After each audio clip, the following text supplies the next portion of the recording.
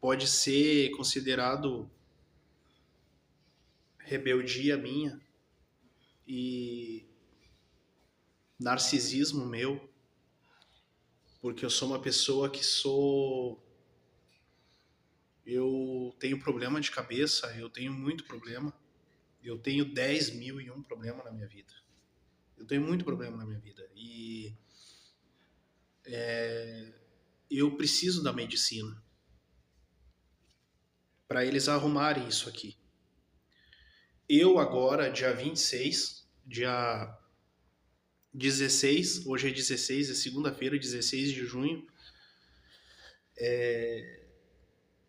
eu eu falo, cara, eu preciso de acompanhamento psicológico e preciso de medicina e tal.